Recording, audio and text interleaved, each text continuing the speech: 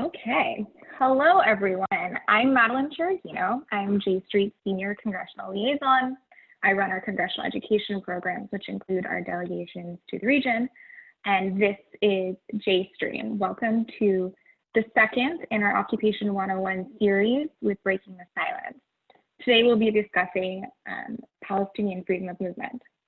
If you missed session one, which was on the settlement enterprise, you can catch it on jstreet.org/jstream. Today, I'm excited to welcome back Yehuda, who I've had the pleasure of working with over the years. Yehuda is the co-founder and co-director of Breaking the Silence, a nonprofit veteran IDF combatant organization. After serving as a commander during the Second Intifada, Yehuda organized with his fellow former soldiers who had served in the occupied territories to present their testimonies to the Israeli public. Yehuda's ability to accurately and compellingly explain the human costs of the occupation on both the occupied and the occupiers has made him a much sought-after expert for lawmakers and diplomats around the world. If at any time during this presentation you have a question, you can go ahead and type it in the box at the bottom of your screen. We'll have Q&A at the end of the presentation. Thank you so much and welcome, Yehuda. How are you doing? Hi. Hi. Thanks for having me again on here. It's really an honor and a pleasure. And I'm excited to have you. What? I said we're excited to have you. Can you hear me okay? Yeah. So maybe the idea is after last week when we covered a little bit the settlement enterprise, what I'm going to try to do today is use the first few minutes to sum up last week's discussion. That will help the audience that was with us then to kind of like remember a little bit some of the ideas that we spoke about. And with new people who joined us only this week, hopefully we'll give a little bit of an idea of the bottom lines of what we spoke about last week. Then I'll try to get a little bit into an overview of access and movement between the river and the sea here from 1967 to today. Again, trying to kind of like do an overview of 53 years doesn't allow us to actually go down to every detail on everything. So really a broad brush picture. And then the next thing we're going to try to do today is to try to use bottom lines that we've learned from what we looking at the settlement enterprise and the strategy behind it and the master plans of it and access and movement to come to some conclusions about Israel's strategy and the control over Palestinians, and some conclusions about Israeli politics and what it means, and try to understand or use that as a foundation to realize and understand a bit better where we are today, how we have arrived to a political reality that annexation might be around the corner. Okay, so I hope that makes sense, and hopefully after we can have more of a conversation, a discussion with your questions. So I'll start with sharing this present PowerPoint. Okay. So just starting with kind of like summing up what we spoke about last week. Looking at the different major strategic plans for settlements that we've studied carefully and detailed last week, what we saw is that there were principles of control that Israel had over the land that continue with us until today from 67. From the Alon Plan in 1967, talking about taking the Eastern Strip in the triangle around Jerusalem, coming into the Sharon Plan after 77 when the Likud wins the elections, you can still see the Eastern Strip in the triangle around Jerusalem for the importance of moving Israel's border to the Jordan River and disconnecting Palestinians from the Jordanians. But also Sharon will add the Western Strip to erase the Green Line and basically the internal fragmentation, of the Palestinian space and population in the West Bank, where already in 79, the master plan, the plan basically of Drobless, you can see really the encirclement and cutting the different Palestinian cities one from another via the settlements. We also saw that these principles actually influenced the map of Oslo. So it's not that we abandoned these ideas. You can see that when we basically decided to have A, B, and C, yeah, the three different kind of like functional zones within the West Bank today. Area A managed by the Palestinian Authority, security and civilian. It's basically the dark brown that you see here, while Area B kind of like security Israel, civil authorities, Palestinian Authority, and Area C 60%, the remaining complete control of Israel, blue and white. You can see it's on the grid of the existing settlements, which reinforces fragmentation. And you can see the eastern strip, the western strip, yeah, and the Jerusalem triangle, basically not much area A and B in these areas, while in the areas between these strips, we allocated land. And in the master plan and basically the strategic plan in 97, after Oslo, we still see the eastern strip, the triangle of Jerusalem, in the three east-west strategic corridors that Sharon basically laid, yeah, already in the 70s. So this is after Oslo, while we are negotiating peace and we don't have a partner, as the talking point says, this is our strategic plan, okay? Another thing we covered last week is how important was the bypass roads, yeah? Outside, taking settler traffic of the main highways, outside of the big Palestinian cities, to have modern highways, more safe, and in an area that, in an environment that you're not, as an Israeli Jew driving there, you're not reminded that you don't belong here, as a normal average Israeli would feel while driving through Bethlehem or Ramallah, through a new modern highway, less traffic, more secure, and belonging, and that helped to suburbanize the settlements, yeah? So when Oslo is signed, we have about 116,000 settlers in 95 in the West Bank outside of East Jerusalem. Today we have 440, and it is the separated infrastructure, the segregation of the roads, yeah, these new bypass roads, that is the lifeline, yeah? We can really see that the development of settlements are the suburbs of Jerusalem and the suburbs of Tel Aviv, yeah, along the bypass roads. As you go north and south, less development.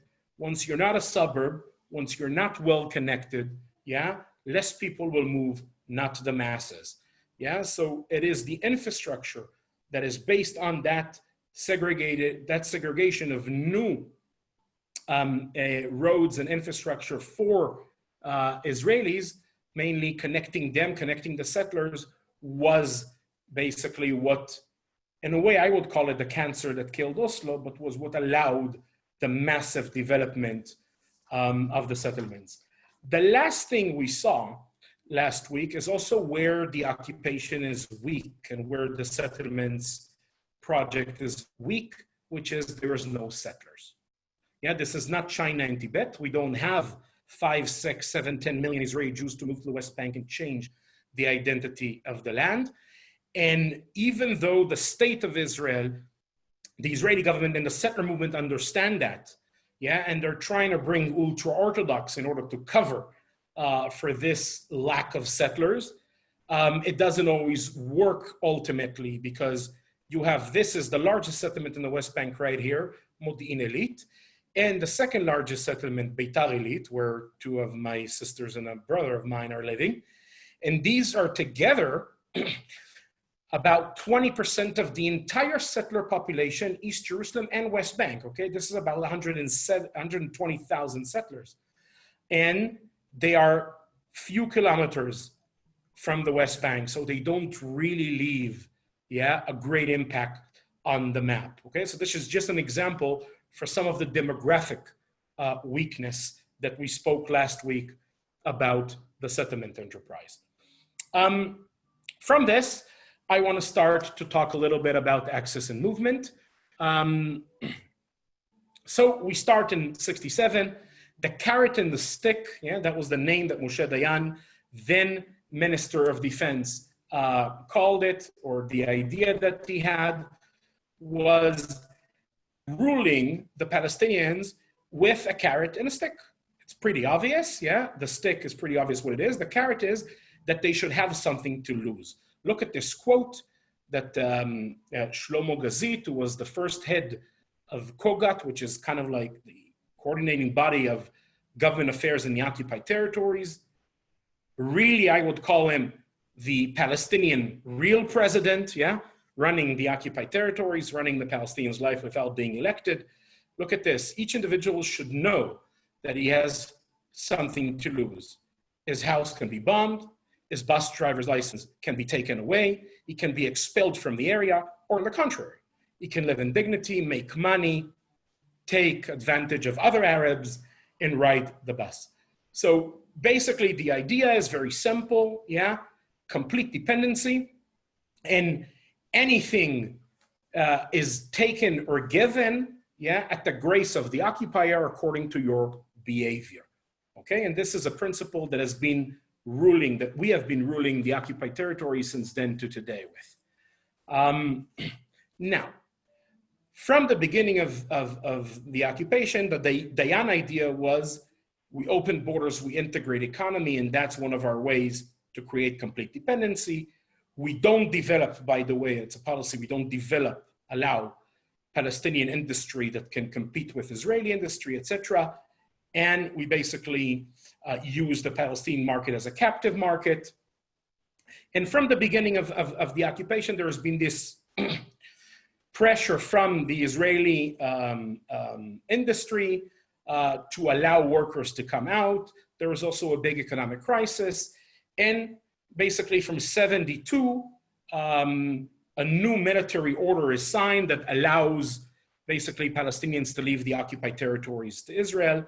And we kind of like legally, formally don't have any more borders.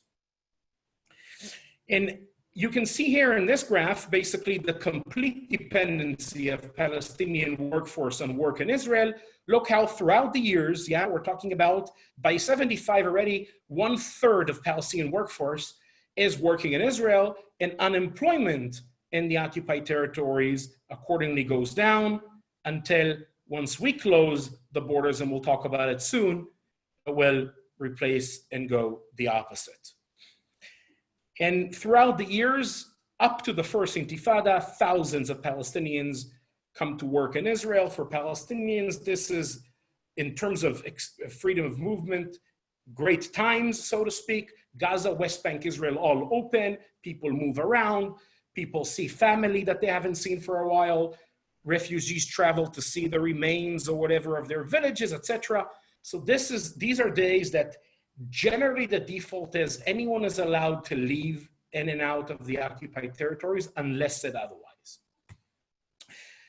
The first Intifada starts December 87, and very quick in 88 that will change. Slowly, some restrictions will be put on Palestinians who have what is called a security background, who were in prison, arrested, etc. And in 91, the military order that allows freedom of movement basically is canceled. The permit regime, yeah, demand for permit is applied on Gaza and ultimately on the West Bank. And with the closure policy already cemented in 93, where not only you need the permit, yeah, you actually, from now on, there are days that we have closure where it's illegal for Palestinians to get out, even if you have a permit, and sometimes we cancel permits and you reopen it. And basically the reason for that was first, in the first Intifada, is the days of basically the dependency of the Israeli market on Palestinian workers in some attacks from the first Intifada. And ultimately what will cement it in 93 is the suicide bombing attacks of Hamas while Oslo is being negotiated. And basically by 95, a fence, basically a separation barrier, is completed around Gaza. The permit regime is completely in place. We flipped from the default of Dayan. In the beginning, everybody leaves unless said otherwise, to no one leaves unless he or she has a permit. And of course, you can see in terms of Israeli economy and its dependency on cheap Palestinian labor, you can see that exactly at that time, Israel basically covers its dependency, replaces its dependency on cheap Palestinian labor from the occupied territories with migrant workers from other places around the world. So you can really see the correlation to make sure that our economy is not harmed by that, and we basically end our dependency on cheap Palestinian labor. And in a way, Palestinians today who work in Israel with permits or without permits, which are, by the way, more or less around 100,000 or so, match more or less the numbers that we had in the 80s, even though the Palestinian population doubled and tripled, since then. So today, Palestinians working in Israel is not because we are completely dependent on them, it's more because we don't want their economy to collapse, because we want the occupation to be sustainable, Keep in mind the carrot and the stick. It is in the second intifada where we move from the big picture of the permit regime, the default of no one leaves the occupied territories unless he or she has a permit. We move in the second intifada to internal fragmentation. If I will ask you probably what is the image you have of the second intifada, probably most of you will say buses exploding in the streets of Israel. And indeed, that was the main thing, the scar we have from the second intifada, dozens of suicide bombing attacks, but that's not how the second intifada started. Where did the second intifada started and how? Mass protest, mainly on areas where Palestinians come out of their enclaves and meet the bypass roads. So remember the fact that the bypass roads, let's look at it again on this map by B'Tselem. We have Road 60 as the main road going north and south in the West Bank. Okay, this is actually also the biblical road from Nazareth to Beersheba. The watershed line of the Holy Land. The old road went through Khalkhul and Hebron. Okay, the new bypass road goes around Khalkhul and around Hebron. Okay, the same with Bethlehem. The old Road 60 went through Bethlehem. New Road 60 goes around Bethlehem, okay? To facilitate settler traffic without going into Area A, where the IDF is not all the time everywhere there, and to give them a feeling that they belong here and make commuting easier in order to basically facilitate growth of settlements. Now, that is basically, that segregated roads, these two road systems, allows to cement the restrictions of movement. It's the grid that the restriction of movement of the second intifada will be based on, okay? You come out of the Palestinian enclave, which is encircled not only by Area C, but in many cases by a bypass road, and you block the access of Palestinians out, And in that way, basically cement the enclavement of Palestinians to about 169 tiny enclaves. So the second intifada starts exactly at these points of friction where Palestinians come out of their enclaves and meet settler infrastructure in IDF. Okay, Muhammad Adura from the Netzarim Junction in Gaza, the DCO checkpoint around Ramallah, Palestinians are coming out of the enclave, mass protests, and that's how the second intifada starts. We don't have the time to actually go through everything. The next wave will be, Israel responds in a very, very aggressive way to try to kill it while it's small, so to speak. A research inside the IDF talks about more than 1 million live bullets that were fired by IDF soldiers in the first month of the second intifada. There's actually a great documentary about it, which I highly recommend. On the beginning of the second intifada, it's called 1 Million Bullets in October, based on that figure of more than 1 million bullets of live bullets that were fired in 1 month. The second wave is attacks on roads. The third wave is suicide bombing attacks. But anyway, from the beginning of the Second Intifada, the IDF right away takes use of these two road systems, the bypass roads on one hand and the old roads, and basically locks Palestinians inside the enclaves in order to fragment them. And how do we do it? In two ways. First, in a legal way, a permit regime. And during the peak of the Second Intifada, for Palestinians who wanted to go from Hebron to Bethlehem, this way, you needed to have a permit. To move goods, you need to have a permit. Any movement almost was regulated. And how do you enforce that legal regime? With physical obstacles, as you can see, earth mounts, concrete blocks, etc., and manned checkpoints, okay, who monitor the movement. Who has a permit can pass, and who doesn't can't, etc., etc.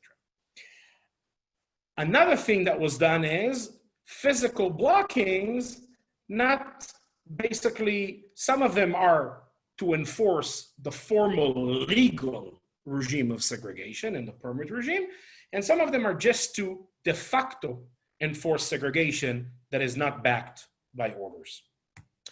We can basically see here an example from a B'Tselem map from 2004, a little bit of an example of the three different restrictions that you have here on roads. The red roads are completely prohibited for Palestinians. So these are roads where Palestinians couldn't get on, okay? Either because there was orders, the permit regime didn't allow them, or because physically it was impossible for a Palestinian to enter to this road. The next kind of roads you can see is these orange ones here, main roads, on the Jordan Valley, etc., where it's partially restricted and prohibited. Either Palestinians, in order to enter this road, need a special permit, or they need to prove on their ID, they have to be registered in one of the villages on this road, or a village that this is their only way in and out of it, okay? And then you have basically the restricted use, which is you are allowed as a Palestinian to drive, but most of the entrances and exits of this road are blocked, and you will probably have to go through a checkpoint, etc., etc. So you can really see that most of the highways that settlers use are basically restricted at some level to Palestinians and are cementing the enclavement. You see purple, red all around, okay? You can really see that. This is just to show you the entire West Bank. You see it less clear, but you can really see that the main highways, the big bypass roads, the main highways of the settlers are the ones where Palestinians are restricted. So how did we enforce these restrictions? As I said, some of them were legally, in a sense that there was military order backing it legally, but some of them were illegally. Basically something that we as soldiers, including myself, basically enforced it. And the way we've done it is, this is just a photo from our first exhibition that Breaking the Science did in 2004. This is actually from a barracks that I was based in Husan, west of Bethlehem, south of Jerusalem. I was based there late 2003, beginning 2004. And I was reading this article, the story about the fact that IDF soldiers are confiscating car keys of Palestinians who drive on wrong roads or who cross lines that the army doesn't allow them to cross, whatever. It's as a form of drying them out, because you can't really arrest them. First of all, there's hundreds, if not thousands of them, because they need to move after all. And secondly, because many of these restrictions, as I said, are not legally backed, so you can't arrest them for violating something that doesn't exist, like a military order.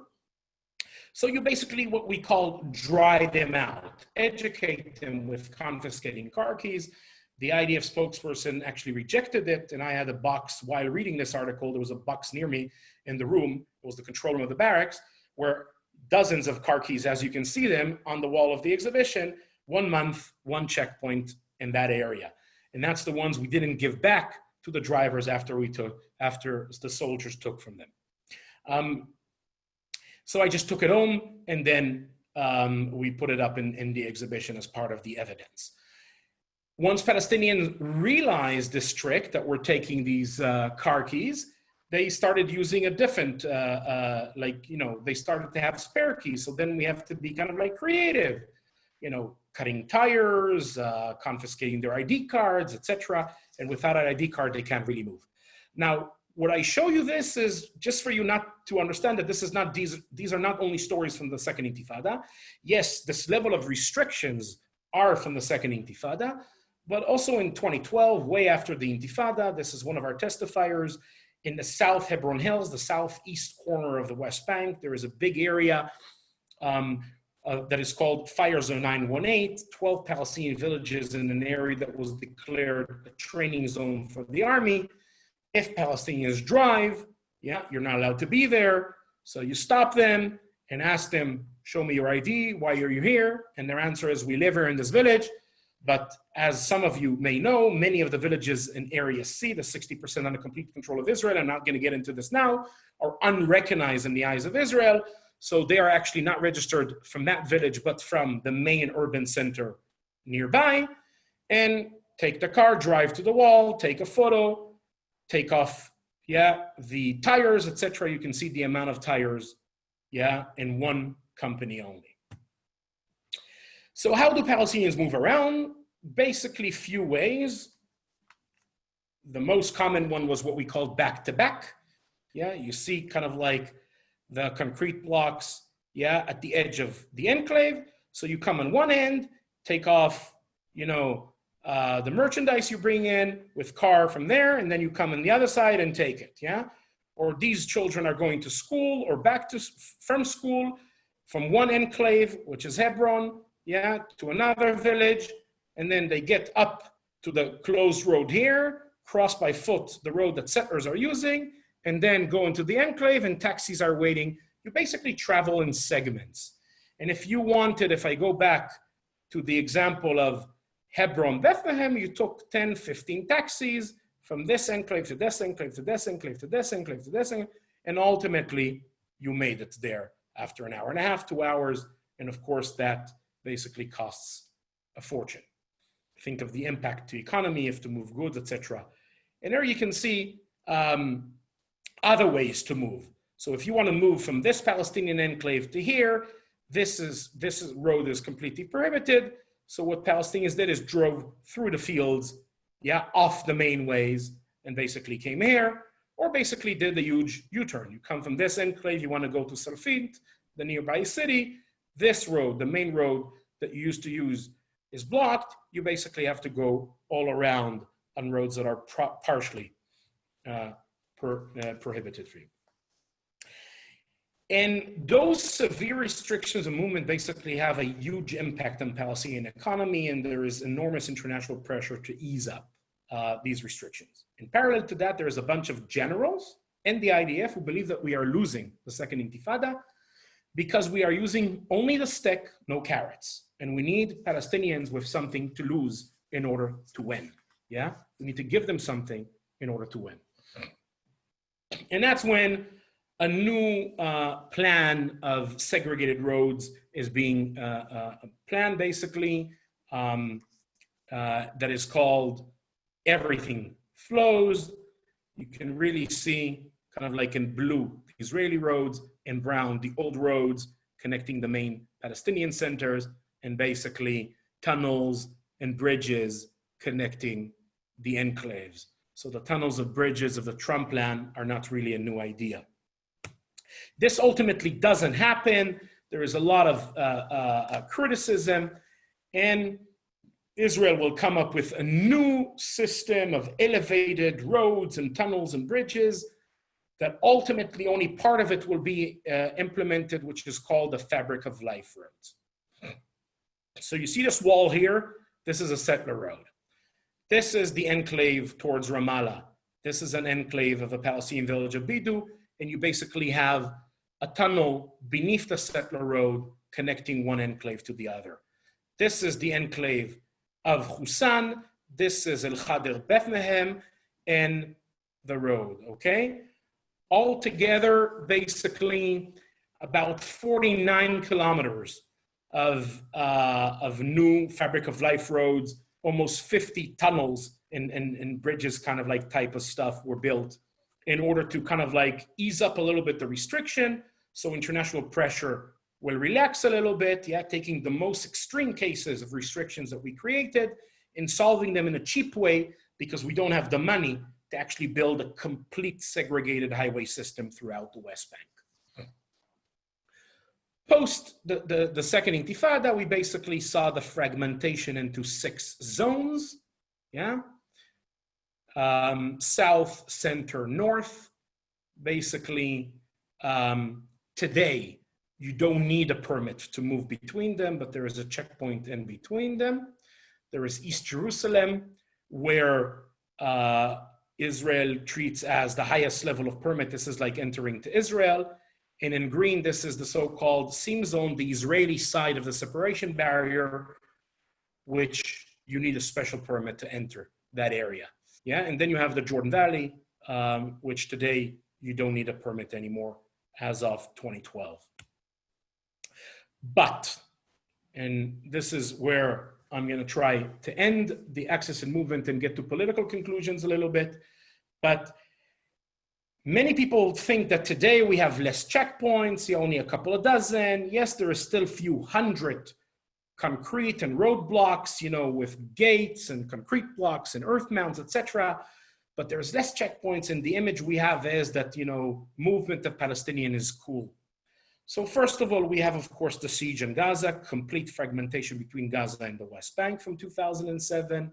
Secondly, within the West Bank, we have the separation barrier, which is a huge checkpoint, yeah, going along, basically de facto annexing 9+% of the West Bank almost. But yes, we have less restrictions than what we spoke about in the second intifada, yeah. We don't have this system anymore, but what we have is absolute control. And what do I mean by that? The IDF basically analyzed all Palestinian movement in the West Bank. And we basically decided, we created what is called a must-used road, Tzirech Rechi. We decided where Palestinian traffic in the West Bank should be directed towards. So if you live in a Palestinian village, not every village, but a village that is not inside the enclave, but at the edge of the enclave, yeah? See those? The villages at the edge of the enclave. We decide which exits and which entrances will be open. So most of the exits will be permanently closed with concrete blocks, with gates that are closed. And then 1, maximum 2, will be open, but there will be there a gate. If not only a gate, also a watchtower with soldiers nearby. And if not a gate, at least a watchtower, okay? So your way in and out of the enclave is very limited. Most of the exits are permanently physically closed, but only 1, maximum 2 is open. In the big cities, you have a little bit more open roads, but the infrastructure to lock down is there. So what does it take? 20 minutes, 350 IDF jeeps, and you can shut down the entire Palestinian movement in the West Bank. And that's why I call it absolute control. And you can do it in the north or only in the south, and you can do it in the entire West Bank, and you can do it in the Bethlehem area only, and you can do it in Nablus and Ramallah. However you want, yeah, you give the order, the jeeps go, block the place, and you can basically shut down anywhere you want in the West Bank. So, what are my conclusions from this? What we just looked at on what the settlement project strategy was supposed to be, and what the access and movement issue is. I would say Israel uses segregation as a main strategy to dominate Palestinians in 3 different ways. And the first type, and in my eyes, the most important one, is the segregation between the occupied Palestinian territories and Israel. Yeah, what started in 91 and cemented 93, 95, basically the new default that no one leaves into Israel unless said otherwise. This is not only done by access and movement, it's also with what is called family unification. Israel controls the population registration. And if Palestinians from Gaza are married to the West Bank, they can't, the Gazans can't be legally in the West Bank, they need a permit, etc. And anyway, trying to engineer the demographics. And why is that so important? Because that is containing Palestinian population within the OPT. And it's preserving the demographic majority, superiority within the Green Line. It doesn't allow Palestinians to move into Israel. And we'll talk about it a bit later. Again, the second type of segregation is the old school colonial divide and conquer on two levels. One, the national political level. Yeah, we are busy in a project of building different Palestinian nations, yeah, different identities, Palestinian citizens of Israel inside the Green Line, East Jerusalemites in East Jerusalem, West Bankers, Gaza, diaspora, refugees, etc. Yeah, political fragmentation, Hamas, Fatah, okay, which is a deliberate policy today of trying to keep, yeah, the fragmentation between them in order to break down the Palestinian unification, the political unity of the Palestinian people. And at the second level, the territorial fragmentation, yeah, that we saw with all the settlements, ABC, West Bank, Gaza, basically, if you remember, the seam zone and the rest, yeah, East Jerusalem from the rest, each enclave from another, Palestinian farmer from his land, diaspora from West Bank, Gaza, etc. Okay, we saw that very much throughout the entire discussion last week.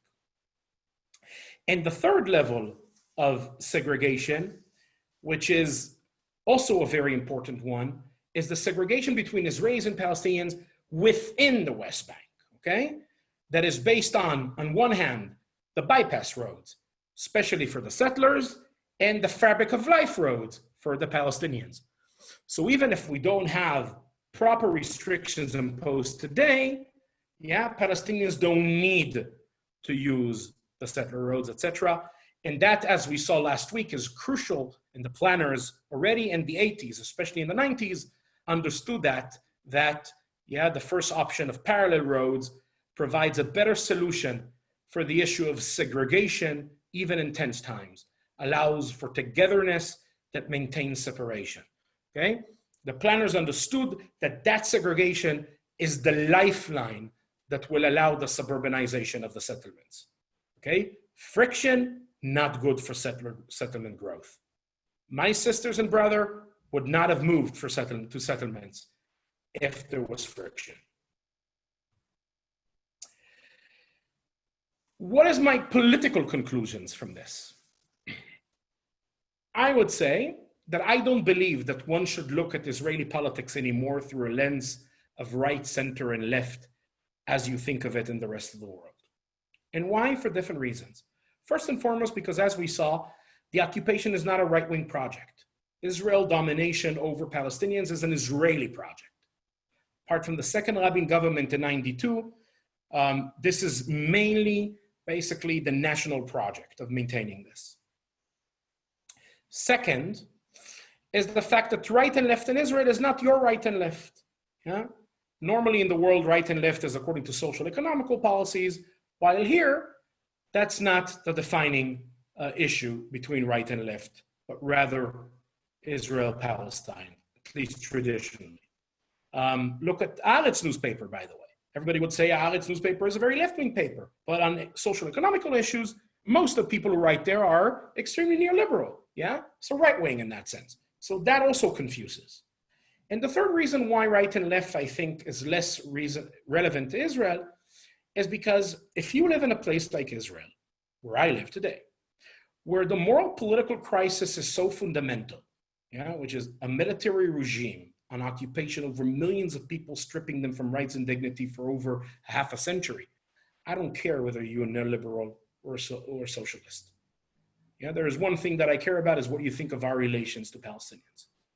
Just like if you lived in Alabama in the 1950s, the question was, what do you think of segregation and Jim Crow?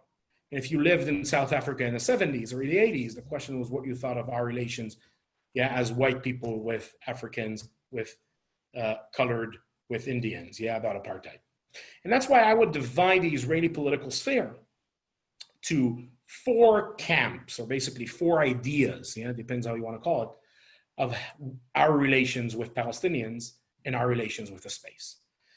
And the first one is what I would call the annexation camp. The driving principle is all the land, river to the sea is ours. Now, what do you do with the population? You can take everything and then don't give rights, basically apartheid. You can take everything and leave Palestinians and Bantustans like Bennett. And even today, the annexation ideas of the West Bank, we forget Gaza. So easily kind of like push out 2 million in order, to balance the demographic issues. And as we saw last week, this idea is with us from day one of the occupation. The movement for Greater Israel from the 1960s, Gush Emunim, the settler movement in 74, Bennett, Smotrich, and other politicians today. Second camp is what I would call the control camp. The driving principle is a national security idea. We are in a zero-sum game. Between the river and the sea, there is a room for one sovereign power. It's either us or the Palestinians. That's why it better be us. That's why Palestinians can never be free. And in the beginning, it was Alon from day one, and Sharon, and after Oslo, you can see. Even though we have a peace treaty with Jordan, and we spoke about it, that the idea of the eastern frontier, protecting Israel from an invasion from the east after the peace treaty of Jordan is almost irrelevant, especially to this, what happened to the Syrian and Iraqi army in the last 2 decades.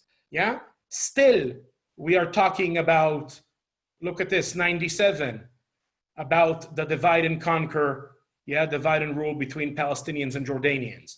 We still want this. And in a way, the more progressives in the control camp today replace the demand to take Palestinian land with infringement of Palestinian sovereignty. So demilitarizing Palestine, not controlling borders, etc. That's kind of like the progressives of the control camp today. The third camp is where I am. Driving principle is a value-based principle. Everyone, river to the sea, needs to be equal under the law they live on. And there are different political programs that can deliver equality. As I said last week, I'm a 2-state extremist, but there are other political programs that can deliver. I think they're an illusion, but that's maybe for a different day or maybe later on in the Q&A if we get to it. But again, the principle is equality under the law. 2-state, Palestinians are equal under their state. Israelis are equal under their state. One secular democracy or one binational state, everybody is equal to the law. But again, equality is the principle.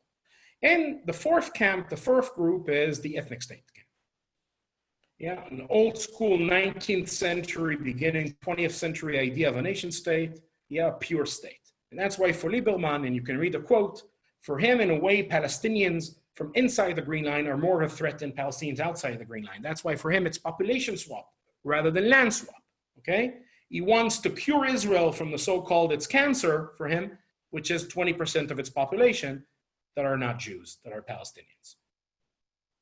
Now, saying this, after laying down these 4 camps, and with this I will finish, I think in like 3 minutes, one can actually summarize 53 years of occupation, what happened. The map that we see on the ground, which is, this map. Where is it? Here we go. This is a result of 53 years of a clash between the control camp and the annexation camp. They shaped the map. But politically in Israel, there was only one camp dominating Israeli politics, and that was the control camp. Begin, Peres, Rabin, etc. The equality camp made it once to the political level. Second Rabin government in 92, minority coalition supported by Palestinian Israeli MKs from outside, a strong merits and ideological merits under Shula Aloni and Yossi Sarid, etc. But we didn't deliver. And what people today call the drift of Israel to the right, I would say is two things that are happening in parallel. From one hand, the complete eradication of the equality camp from the political sphere. We don't have almost no political opposition left to the occupation. And the emergence, yeah, and you can see it actually with Labor joining a coalition that is going to annex, yeah. And the second thing that has happened is the emergence of the annexation camp from the hilltops of the West Bank to the cabinet table today. And we are at the threat of basically the control camp being polarized in favor of the annexation camp and win. And as I said last week, I believe the two factors that are responsible for this is the Trump administration that is pushing it and the legal troubles that Netanyahu is facing. Look at Netanyahu's pledge of annexation of the Jordan Valley. Yeah, also fits the maps, as we said. And basically the idea of the control camp is about containing the Palestinian population behind the Green Line. And that's why they're so terrified. Many people in the security establishment are terrified because they are afraid of this. They're afraid from containing the demographics to equalizing the demographics. And as you can see, we don't have demographic superiority in the OPT. We have inside the Green Line, but river to the sea doesn't work in our favor. And that's what they fear, yeah? That ultimately these Bantustans, yeah, will turn us, yeah, if we don't give rights to people that we fully control, that's what the Trump plan is ultimately. And the last thing I would say is look at the projections of the Israeli Statistic Bureau, National Statistics Bureau of demographics. It's just growing and growing. Yeah, and basically squeezing a growing demographic into a shrinking demography will just create more and more friction, yeah, more and more violence. And that's where the annexation camp is taking us. That's where the Trump plan is taking us. Anyway, I think I'll call it a day for now. I think I've spoken too much. Sorry for taking too long. I'll be happy to answer any questions.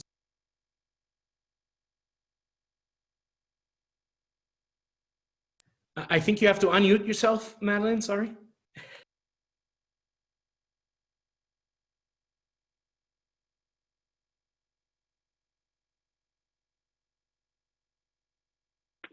Can you hear me now? Yes, That's yes. better? Okay. All right, Sorry. awesome. I was saying we have a lot of great questions already, so we're going to get to as many as we can, like last time, and we may end up having to take a little extra time to get through them. But if you haven't asked a question already, again, there's a little Q&A button at the bottom of your screen, so go ahead and just type your question in there. So I want to start by following up on your closing point with a question from William Berger on Zoom. What is the end game of the fragmentation or segregation you are describing for the Israelis?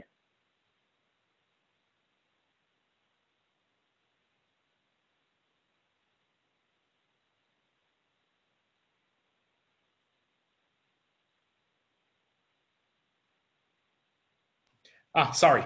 For the control camp, the idea again is to cement permanent domination over Palestinians. Yeah, the control camp, which is the dominant force in Israel, is against two states. A true sovereign Palestinian state is unacceptable. A state minus, maybe, if not a municipality minus. Yeah. And you can really see it, a Palestinian state with no airspace, with no control over electrical magnetic fields, demilitarized, no borders, no, et cetera, yeah? These are all less than a state, not what we would want to ourselves. And that's kind of like, again, many people call it two states, but it's not actually two states. Yeah, it's a state and a state minus, or a state and a municipality minus. And that's basically the main camp in the Israeli politics. So again, we want to make the Jordan River Israel's border. Security-wise, we need domination river to the sea. we can't swallow the demography, so we'll give some sort of autonomy so we are not tainted with the apartheid stigma, so to speak. Yeah? But for the annexation camp, they want all the land. And that's where they have a problem with the population. And as I showed you with the demographic graphs, yeah, the population is just growing and growing, okay? So I would argue here something which might sound a bit crazy to some of you, might sound radical, but I would argue that basically transfer. Yeah, the idea is that some radical people today in our government, like in our parliament, like Smotrich, who used to be our minister of transportation, is talking about, you know, Palestinians are temporary here, they're visitors in our land, and if need be, you know, we'll know what to do, so to speak. That fantasy for them ultimately might be a necessity. Yeah, because you cannot continue to squeeze a growing demographic into a shrinking geography and not have friction. And what will happen in the beginning is that the West Bank enclaves, yeah, will become kind of like little Gazas, what we see today in Gaza, yeah, the complete siege, etc., and prepare hearts and minds. And it's not today, not tomorrow, yeah, it's not possible today and tomorrow, but 10 years down the road, 20 years down the road, a big regional war, a big geopolitical shift, suddenly you can kick out 100,000, 500,000, 1 million. I know it sounds crazy, but I will say two things here. One is, after what happened in Syria in the last few years, you can say these things can never happen in our world. Second is, look at Trump and look at annexation. 10, 20 years ago, this was unthinkable, and the Trump administration made it possible. Thank you, Yehuda. To continue with some of the bigger picture questions, we have something on the Jewish community. So as two state advocates, in many of our United States-based circles, we hear from those who oppose entrenched occupation and settlement expansion. Stefano from Zoom asks, who is really supporting the settlement movement? Can you elaborate on the roles that American and Jewish community and evangelical communities have played in supporting settlement building? So as we saw again with the maps in terms of the control camp in Israel, it is not just a settlement movement. This is the national project of Israel because of this national security idea that we cannot, you know, no other sovereign power between the river and the sea should exist. Yeah, maximum state minus. I would say the American evangelical community is the boost, yeah, mainly for the annexation camp. Yeah, it is what allowed the annexation camp and the control camp to continue to develop settlements to the size that it's today. So even though we had the peace process from 93, 95, number of settlers tripled, yeah, more facts on the ground, yeah, basically making political price of enforcing two states, of ending occupation, of leaving the control camp and moving to the equality camp, which is where we are. And that's our goal to implement, more costful, because you need to evacuate more settlers, because there's more facts on the ground, because.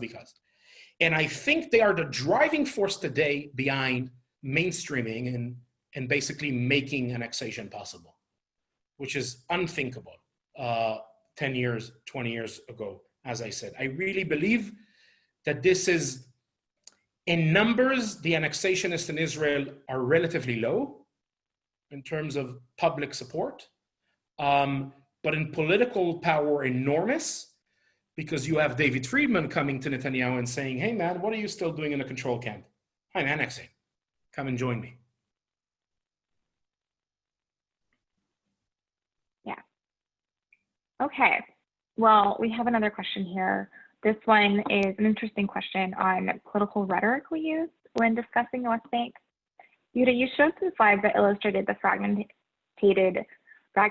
Palestinian enclaves of areas A and B in the West Bank. Andrew from Zoom asks, do you feel it is useful, neutral, or counterproductive to refer to the results of enclavement as Bantustan? or other terms from the South African apartheid struggle?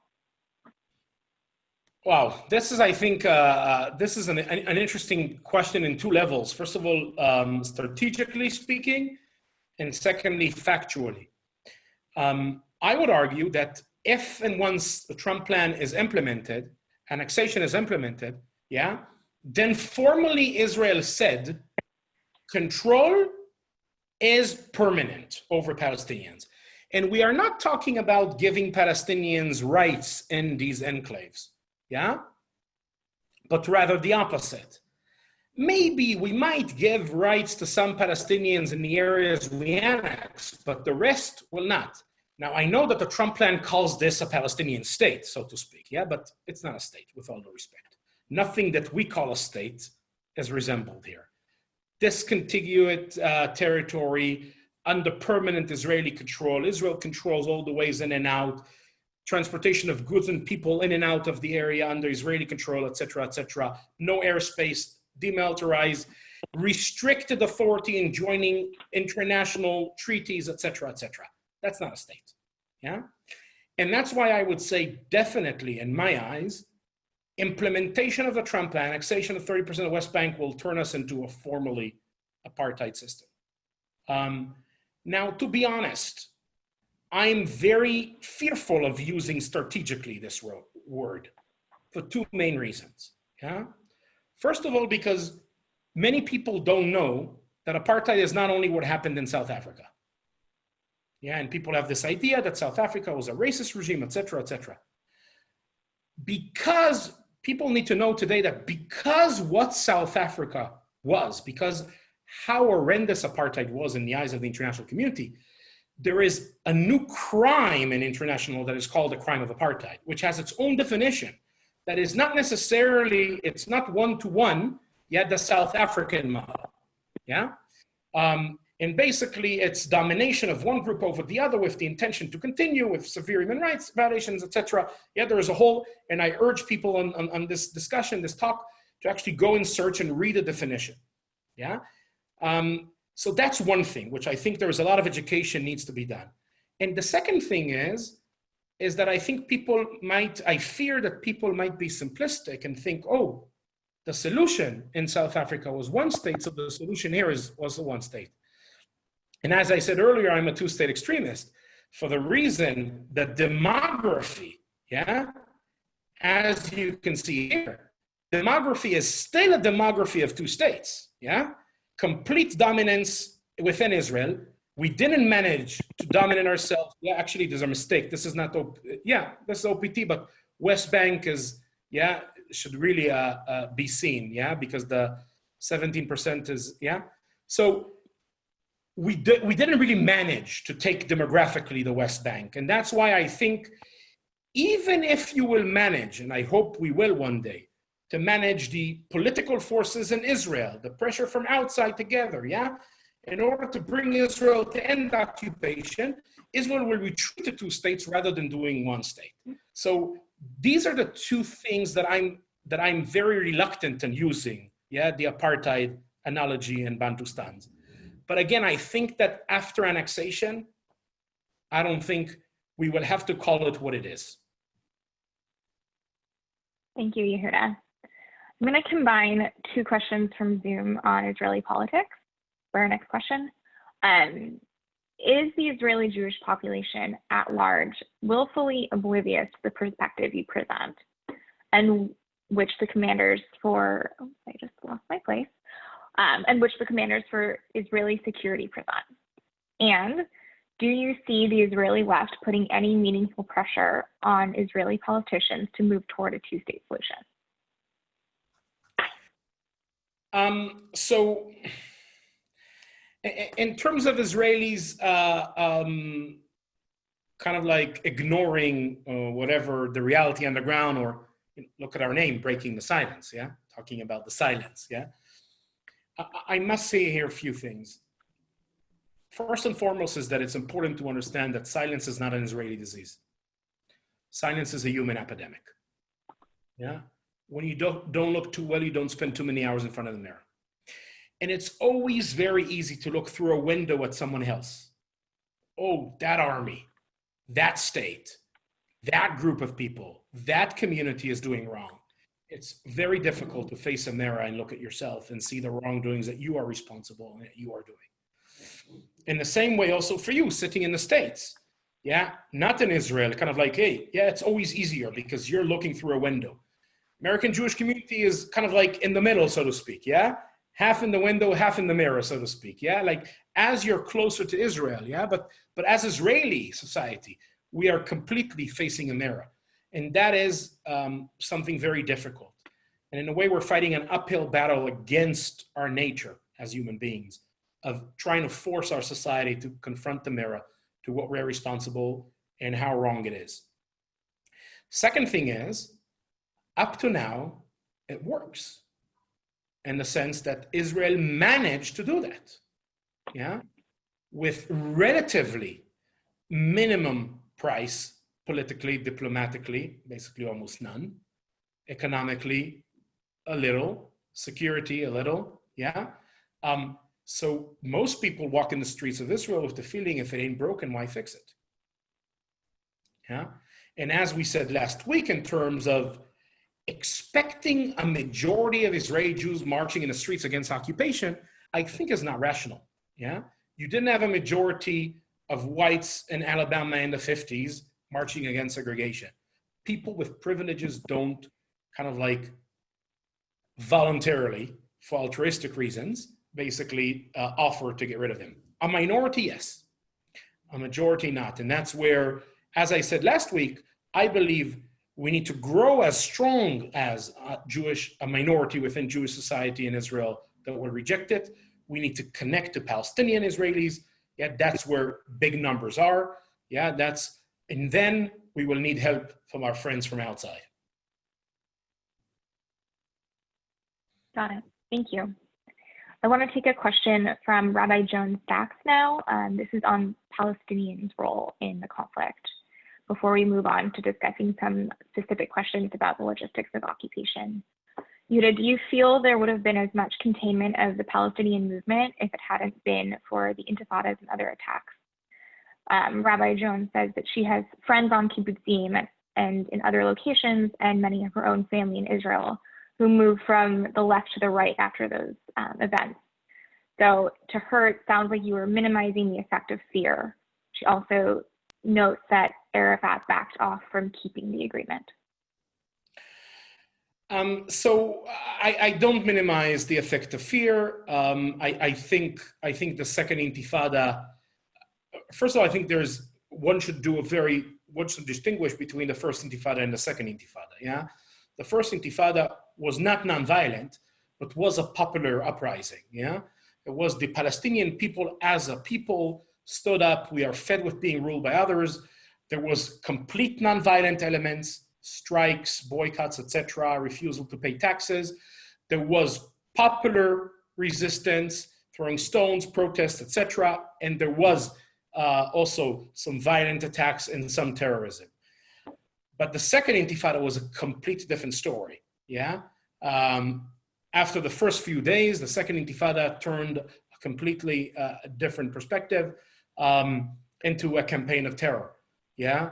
And nothing good comes out of this kind of behavior, I think, as opposed to the first intifada that basically brought Israel to the table, yeah, together with other geopolitical issues like the first Gulf War, etc. The second intifada was a catastrophe. Palestinian society has been brutalized to degrees we don't even understand yet, I think so. Yeah, nothing good comes out of a society that admires suicide bombing. Israeli society has been brutalized to degrees we don't even understand yet.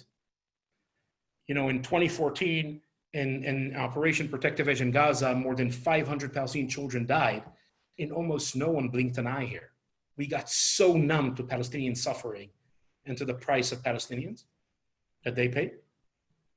And I think the second intifada, what we experience in the streets of Israel in the second intifada plays a huge role in that. I think Palestinians have lost their moral high ground, yeah, and around the world with the campaign of terror of the second intifada, and I can continue the list, yeah? But I think saying that, I think this is also very important. One is Israelis have moved from the left to the right. Again, I don't like left and right, as I said. The question is whether they are in the equality camp or not, because control camp is not left, so to speak. That's the first thing I would say.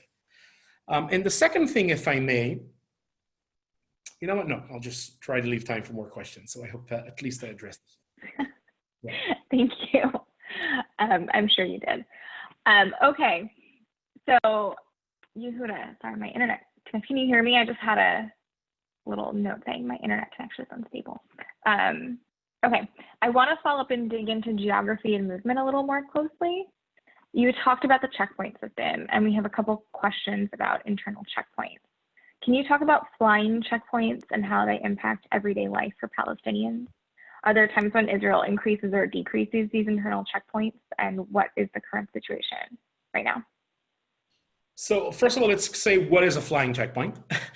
A flying checkpoint is as opposed to a permanent checkpoint that is there all the time, either between the West Bank and Israel, or between Gaza and Israel, or between, or even within the West Bank. A flying checkpoint is basically a temporary checkpoint. Soldiers come for 5 minutes, for an hour, for 2, 3, 4 hours, and basically put down the checkpoint. Sometimes it's based on infrastructure of an old checkpoint that is not manned 24/7, and sometimes it's just on a highway or on a road, an exit to a village or whatever. Flying checkpoints are not only for separations to monitor and restrict Palestinian movement. Flying checkpoints are also for another reason. Yeah, and that goes back to something that I already spoke last week about, a very important principle in the idea of control over Palestinians is the idea of constant intimidation of everywhere, all the time, every Palestinian. Okay, this idea of making your presence felt. Yeah, that if Palestinians, the concept goes this way: if Palestinians will get the feeling that the IDF is all the time everywhere, they'll be afraid to attack. So last week I brought examples from an urban setting in Hebron where I served for over a year, where we have 24/7 random like patrols who basically enter random Palestinian houses with no intelligence, no suspicion, once for all, just, randomly. Sergeants, the officers choose day, night, and basically the idea is to intimidate people. To create a sense of being chased in the Palestinian population, or being pursued, being chased. That's the same idea of the flying checkpoints. Okay, so if I'm in a rural area, okay, and I'm now a sergeant or an officer who has a Jeep patrol, the way the army will categorize my mission usually will be two things mainly. One is I'm a mobile force with the highest ranking commander in the shift. The guys in a nearby checkpoint have a question, they call me, I show up. The guys in the observation post see something suspicious, they call me, I show up and I check it. The soldier at the gate of the settlement sees something, calls me, So that's one thing. And the second thing is I need to make my presence felt. And how do I do that? Is by creating flying checkpoints. So I'll give you an example. And it's basically, in most times, vast majority of times, it's completely arbitrary. So if I serve in the area of Ramallah, okay? Now, I'm now in an 8-hour shift, 2 o'clock in the afternoon till 10 o'clock at night. All this area, let's say, is my district. I can put one checkpoint on this road, one checkpoint on this road. Or I can do both on this road, or I can do one here and one here, okay? I can do one checkpoint for 15 minutes and the other one for 30 minutes. I can do both for 30 minutes. I can do one for 32 and one for 51. I can do one checkpoint in the first hour of my shift and the other one in the last hour. I can do both in the third hour. I can do one in the third hour, one in the sixth hour. I can do one checkpoint where I check no cars, and in the other checkpoint, I check every second car. And I can do one checkpoint where I check every green car, and in the other one, I check only taxis. Did I mess you up? Because that's my mission statement: to disrupt the day-to-day routine of people living in the area, okay? So the flying checkpoints are not only about segregation, they're also about disrupting the routine, shibush chaya shigra ba'ezor, as a form, for intimidation, a form of control. Got it. Thank you. Speaking of movement, we have a pretty straightforward question related to that. Why did the IDF confiscate car keys? Again, this is just to say, this is a method from my time in the Second Intifada, yeah? You signed 2012 something else, different units, different things. The reason why we've done it back then was, again, Palestinians, we were driving with patrols or whatever on roads where Palestinians were not allowed. Now, in most cases, as I said, these restrictions were not backed legally with military orders, so we cannot arrest someone for violating a military order. And even if there were so many Palestinian drivers violating this, so you're not going to arrest, dozens of people every shift. So you basically need to educate them, yeah? And how do you educate them is what we called in the idea of dry them out, liabeshotam. Yeah, basically take their car keys, leave them for a few hours so they learn the lesson, yeah? And after they learned the lesson that we take car keys, they started driving with spare keys, so we started taking ID cards. And without an ID card, a Palestinian can't move, yeah? Because the next soldier will find him, you don't have an ID, you're arrested. That will get you arrested. And, confiscating batteries. And as you saw in 2012 in Fires of 918, you actually take off tires and, different forms and ways of how to punish Palestinians, kind of like without formalizing it through military courts, et cetera, et cetera. Okay, thank you. All right, so we are going to go with two final questions. The first is a question about how you organize your tours in the West Bank. Someone asks if you come across any obstacles to putting those together. So a big part of the work of Breaking the Silence is our education and advocacy and outreach. And one of the main things we do is we take people to the field to see the reality on the ground in Hebron, the south of Hebron, around Ramallah. Yeah, we believe that a direct encounter with reality of occupation is one of the best ways to actually understand what occupation is. Yeah, and we're doing this Zoom just because you are in the States and also because of Corona, COVID-19 situation. But ultimately, the best thing is to go to the field, and we take thousands of people. We do about 500, 550 tours and lectures a year. I'm not talking about now on the Corona restrictions, but like in a normal year of the work of Breaking the Science, meet 12, 14, 15,000 people, mostly Israelis, by the way. Around 20% are young Israelis before draft. So youth movement kids, high school students, pre-military academy students, etc. That's a very important target group for us in Breaking the Silence. And of course, on one hand, you have, the government's restrictions in the sense of, Naftali Bennett, who was back then, a few years ago, the Minister of Education, pushed through a special law that was called the Breaking the Silence Law, trying to get us out of schools. But also on the ground, there are several problems. From time to time, there is some settler attacks and basically pressure on the IDF to restrict our movement with closed military zone orders. But ultimately, I would say we won a Supreme Court case years ago, 2009, and since then, more or less, most of our tours go without interruptions. Every once in a while, a new unit comes to town. Settlers are trying to use that kind of like glitch where they're not really aware of the fact that we can move around, and then they put pressure on the local commander, and we face problems. A new brigadier general for the Hebron region, suddenly there's pressure on him, all that kind of stuff. Settlers are trying to use every crack and space in the system, but ultimately, it's a big part of our work, and we are able to do that. And you can basically register on our website if you visit Israel next time. Hopefully after this. It's a fantastic tour. All of them are, and we're very glad that you are able to do them despite the obstacles. All right, we have one last question. I'm gonna combine actually two questions from Zoom. You describe a pretty dire situation of occupation and the infrastructure of total control over Palestinians. Obviously, that infrastructure would have to be disbanded if we were to achieve a two-state solution. If Israeli policy for 50 years has been to fragment the Palestinians, how can there ever be a two-state solution with a coherent and contiguous Palestinian state?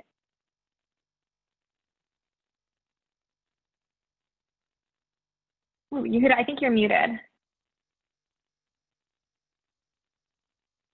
Yehuda? Yep, I just had to stop the There you share in order to, sorry. Yeah, so I think that's a great question, and I think it's important to realize, and we spoke a little bit more about this last time than this time, but again, look at this. This is the national project of the State of Israel, and the State of Israel is not a weak entity, but we haven't managed to dramatically change the demographics in the West Bank. Yeah, Palestinians are still there. And until someone like Smotrich fulfills his fantasy of getting rid of the Palestinians out, yeah, I think we are still in a two-state reality. It is not around the corner, hell no. It's not just about putting together the right, getting out the extremists and putting labor into the coalition to have more moderates. No. As we see today, labor goes into government with annexation, yeah? No, it's about changing the cost-benefit calculation of our leadership. It's about bringing Israel to understand that it cannot continue to dominate Palestinians forever. The price for that will be higher, yeah, than not dominating Palestinians forever. And I think that is our strategic and political goal. It's about mobilizing political power inside Israel. It's about mobilizing political pressure from outside of Israel in order to get Israel to end occupation, yeah, and retreat to the Green Line.